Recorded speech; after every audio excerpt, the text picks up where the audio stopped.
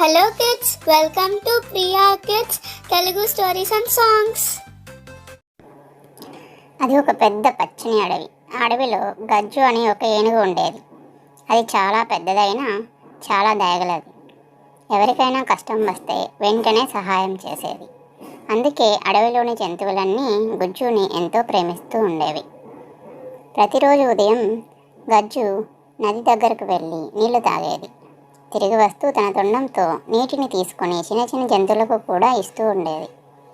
చిన్న కుందేలు, జింకపిల్ల, కోతిపిల్ల అందరూ గజ్జు దగ్గరకు వచ్చి మంచినీళ్ళు తాగేవాళ్ళు.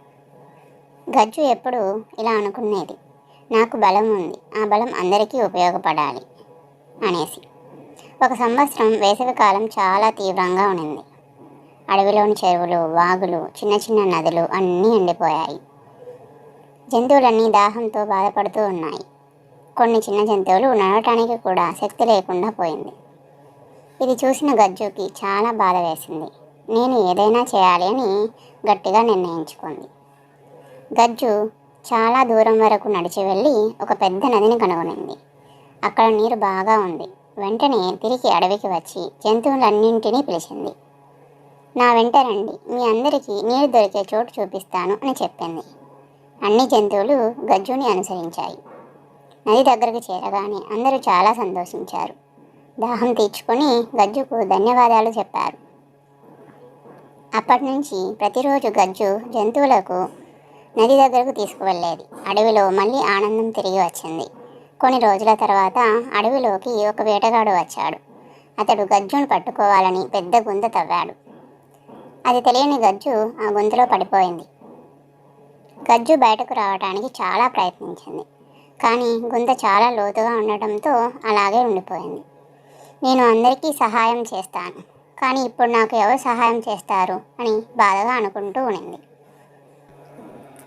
గజ్జు చేసేదేం లేక గట్టిగా నాకెవరన్నా సహాయం చేయండి అని అరుస్తూ ఉంది. గజ్జు అరుపులు విని అడవిలోని జంతువులన్నీ అక్కడికి పరిగెత్తుకుంటూ వచ్చాయి. కోతి చెట్ల నుంచి పెద్ద పెద్ద కొమ్మలు తెచ్చింది. జింక మట్టిని తోసి పక్కకు నెట్టింది.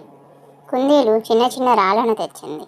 పక్షులు ఎగిరి వెళ్ళి ఇతర జంతువులను పిలుచుకొని వచ్చాయి. అందరూ కలిసి గుంతను మెల్లగా నింపారు.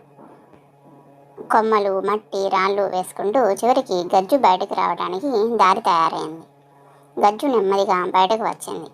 అందరి వైపు చూసి ఆనందంగా కన్నీళ్లు పెట్టుకుంది. మీరు నాకు చాలా సహాయం చేశారు. మీరు నాకు సహాయం చేసినందుకు చాలా ధన్యవాదాలు. నేను మీ అందరికి సహాయం చేయడం వల్ల మీ వల్ల నాకు మీ సహాయం తిరిగి వస్తుందని ఈరోజు నేర్చుకున్నాను అని చెప్పింది గజ్జు. అప్పటి నుంచి గజ్జు ఇంకా ఎక్కువగా అందరికీ సహాయం పడుతూ ఉండేవాడు. అడవిలోని జంతువులన్నీ అప్పటి నుంచి ఇంకా ఇంకా సంతోషంగా కలిసి జీవించసాగాయి. ఈ కథలో నీతి ఏంటంటే, మనం ఎవరికైనా ఒకరికి సహాయం చేస్తే మనకు అవసరమైనప్పుడు వాళ్ళు తిరిగి మనకు సహాయం చేస్తారు. Thanks for watching. వీడియో నచ్చితే లైక్ చేసి, షేర్ చేసి, కామెంట్ చేయండి. ఛానల్ని సబ్స్క్రైబ్ చేసుకోండి. మరిన్ని అప్డేట్స్ కోసం బెల్ ఐకాన్ ట్యాప్ చేయండి. ఛానల్ని సపోర్ట్ చేయండి. Thank you so much. By by. Have a good day.